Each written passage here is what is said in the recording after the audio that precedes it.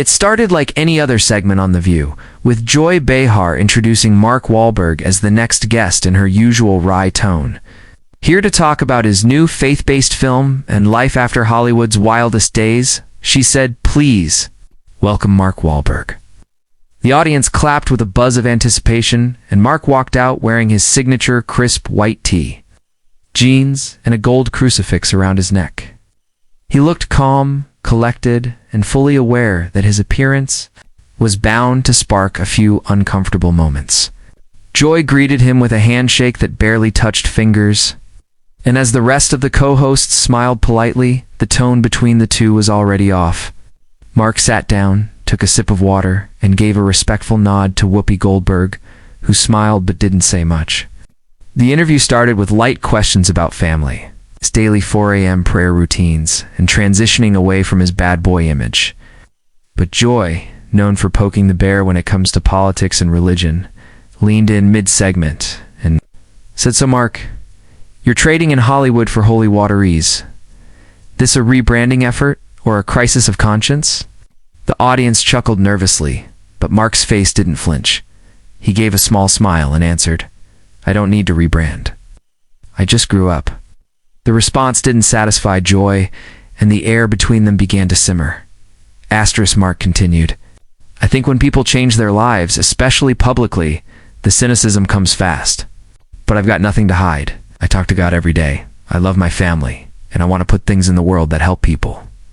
Joy smirked. "And you think starring in a movie about a boxing priest is how we save souls now?" Mark turned to her with a calm sharpness. "I think if people can watch movies about murder and crime and call it art, they can watch a film about redemption and call it hope." There was a pause. Joy raised an eyebrow. "You really think your version of redemption is universal, though? Not all of us believe the world needs to be fixed with religion." Mark leaned forward, his voice steady. "I don't think it needs to be fixed with religion. I think it needs to be fixed with truth. And truth is something most people don't want to hear, especially when it comes from someone they've already made their mind up about," Joy replied, her voice rising slightly. "Truth is subjective, Mark. What you call truth, I might call judgment." The audience murmured. Mark smiled tightly. "And what you call questioning, I might call provocation. You came into this interview with an agenda." Joy folded her arms. "No, I came with curiosity." Mark nodded slowly. "Then maybe try listening instead of labeling." The tension was now electric. Sarah N. tried to change the subject. "Gently, let's talk about the process of making this film," but Joy wasn't done. "But let's be real," she interrupted. "Your faith-based transformation is convenient.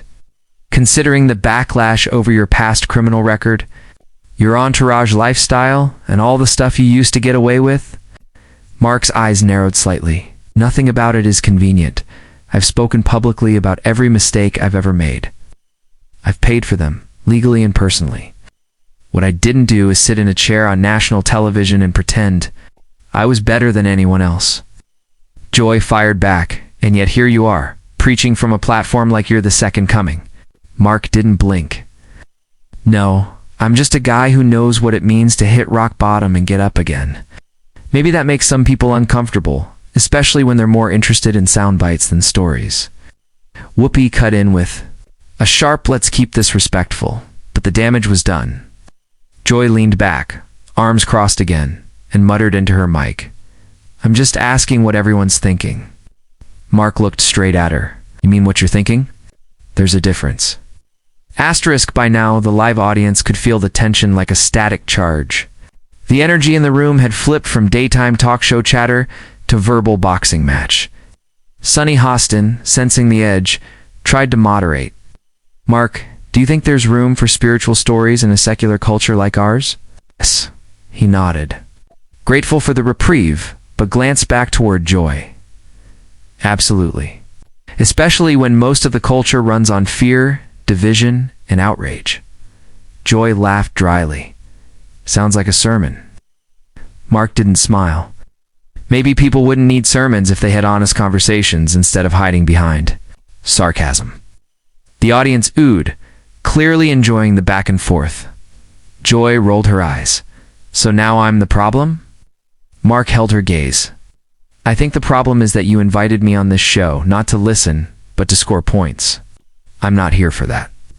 I'm here because I believe in second chances. I've lived mine." Joy's face flushed slightly, but she didn't back down. "Well, if you're going to bring God into everything, you better be ready to answer questions." "About it," Mark smiled, for the first time in 5 minutes. "I have. You just don't like the answers." Asterisk, the audience erupted into spontaneous applause at that line, and Joy's eyes widened in surprise. Even she hadn't expected this level of confrontation.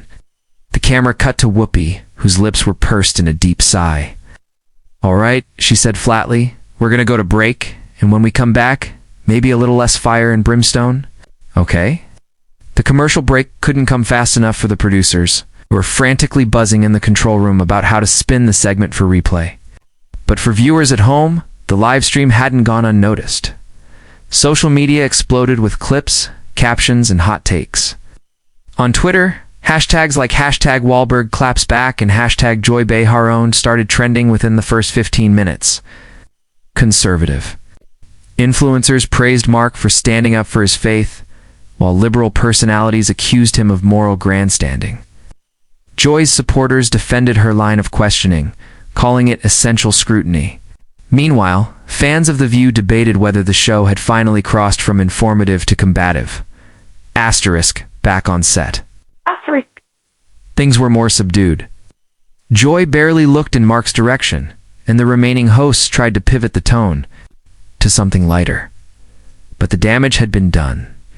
Mark answered a few more questions politely, if tersely, and exited the set with a firm handshake, only for Whoopi and Sunny, as he walked off. He turned slightly toward Joy and said just loud, "Enough for the hot mic to catch it. Next time, try asking, not attacking." Joy didn't respond, staring down at her notes. But the mic caught a quiet mutter under her breath. "Next time, bring a thicker skin."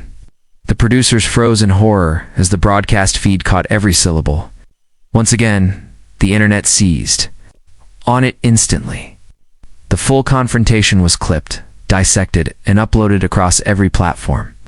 YouTube commentators flooded in with reaction videos titled things like "Mark Wahlberg ends Joy Behar's career on live TV" and "Why the View is imploding."